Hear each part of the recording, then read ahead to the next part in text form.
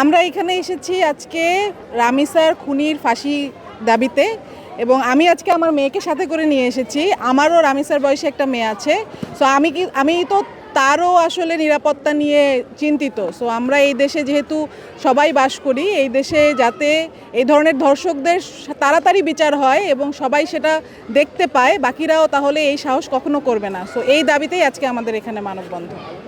আমাদের বাংলাদেশের আইনের যে প্রক্রিয়া আমরা এত বছর দেখে আসছি, শিশু হত্যা এই পর্যন্ত অনেক হয়েছে, ধর্ষণ, গুম, খুন অনেক হয়েছে, আমরা কিন্তু বিচার পাইনি। যেরকম আসিয়া হত্যার রায় হয়েছে, এখনও কার্যকর হয়নি। তাই আমরা সরকারের কাছে আবেদন করব, মাননীয় প্রধানমন্ত্রী তারেক রহমানের কাছে আবেদন করব, রামিসা হত্যার বিচারের মধ্যে দিয়ে সব শিশুর বিচার যেন প্রকাশ্যে দিবালোকে জনগণের সামনে ওই হত্যাকারীকে, ধর্ষণকারীকে প্রকাশ্যে গুলি করে মারা হয়। আমার দুইটা ভাতিজি এখানে স্কুটি করে, তারা এই ঘটনার পর থেকে, এগুলো দেখার পর থেকে আতঙ্কে আছে, ঘুমাচ্ছে না, খাচ্ছে না, ভয় পাচ্ছে। এরকম যদি প্রতিনিয়ত হয়ে থাকে আমাদের দেশে, আইন শৃঙ্খলা যদি কঠোর না হয়, বিচার বিভাগ যদি কঠোর না হয়, বিচার যদি কঠোর না হয়, তাহলে সেক্ষেত্রে তো আমরা তো বাচ্চা কাচ্চা রাস্তায় ছাড়তে পারবো না, নিরাপদে থাকতে পারবো না। আমরা সরকারের কাছে আবেদন করব যাতে এর দৃষ্টান্তমূলক শাস্তি হয়। এই আসামিকে যেন প্রকাশ্যে জনমুখে যাতে তাকে হত্যা করা হয়, যাতে আর কোনো মায়ের কোল খালি না হয়, কোনো বাবার বুক খালি না হয়। রামিসার বিচার করে, কারণ এরকম দুর্ঘটনা আরও দেখা যায়। যদি রামিসার বিচার না করে তাহলে এরকম দুর্ঘটনা আরও হতে পারে।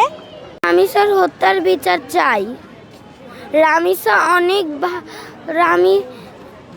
রামিসাকে মেরে ফেলছে দুষ্টু সোহেল। আমরা রামিসার বিচার চাই। আমরা রামিসার হত্যার বিচার চাই। স্কেটিংয়ের কোচ, সো বাচ্চাদের নিয়ে কাজ করি। ওই কাহিনীটা দেখার পরে আমার এত খারাপ লাগছে, আমি 2 দিন ঠিকমতো ঘুমাতেও পারিনি। সো অনেক স্পোর্টসম্যান যারা খেলোয়াড় আছে তারা কিন্তু সোশ্যাল মিডিয়াতে পোস্ট করতেছে, কিন্তু রাস্তায় এখন পর্যন্ত কেউ নামে নাই। তো আমি আমার বাচ্চারা যারা স্কেটিং করে, আমি ওদের নিয়ে গতকালকেও একটা ক্যাম্পিং করেছি, এটা নিয়ে যেন তার বিচার হয়। খুনি যিনি ধর্ষণ করেছেন এবং খুন করেছেন রামিসাকে। তো আমরা সবাই মিলে আমাদের একটাই দাবি, যেন খুনিকে খুব দ্রুত সময়ে ফাঁসি দেওয়া হোক এবং প্রকাশ্যে সেটা দেওয়া হোক। যেন বিগত দিনে আপনি দেখবেন যে আরও অনেক আপনার ধর্ষণ হয়েছে, কিন্তু এগুলো বিচার হয় না, এই পর্যন্তই ঝুলে থাকে। তো আমরা চাই যেন খুব দ্রুত সরকার এটার বিচার করে।